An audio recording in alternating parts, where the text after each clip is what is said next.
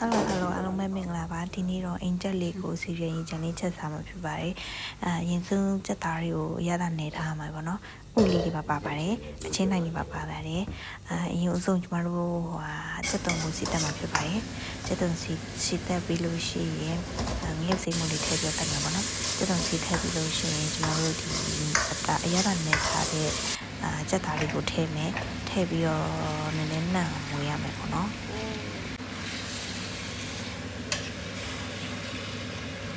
ငွေပြီးရင်တော့ရေလေးနည်းနည်းထည့်ပြီးတော့ပေါ့နော်ကျမတို့လုံးထားပါမယ်လုံးထားပြီးတော့ဖုံးလေးအုပ်ပါမယ်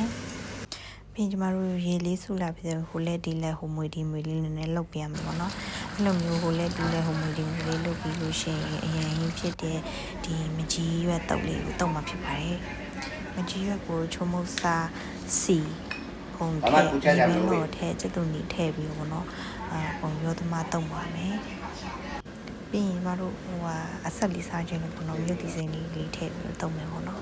အဲဆိုတော့ share timmy quick ကဲခုဆိုရပါပြီကြီးရွက်တော့ရပြီဆိုလို့ရှိရင်ဟင်းဦးလေးတစ်ချက်ပြန်ကြည့်မယ်ဟင်းဦးလေးကတော့ ready to eat okay ဟင်းချက်ပြီးဆိုရင်တော့မကြီးချင်ရည်လေး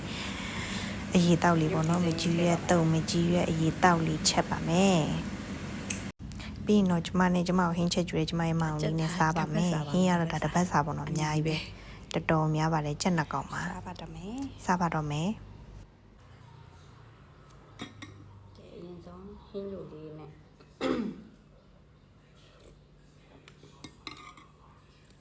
ချင်းချက်တာဒါဟိုပါလေအိမ်ချက်ချက်ထား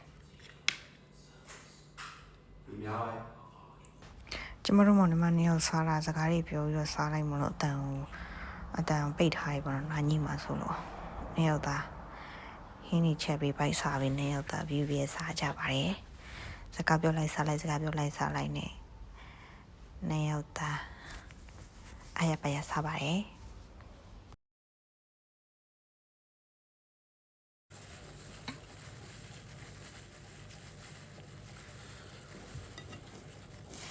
ဥခဲ့တာလေးဥရပါ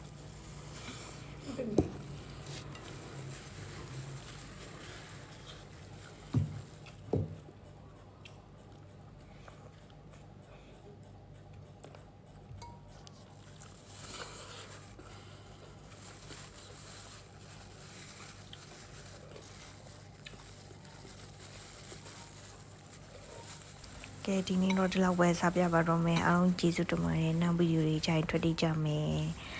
အားလုံးကိုတက်တာပါကျေးဇူးတင်ပါတယ်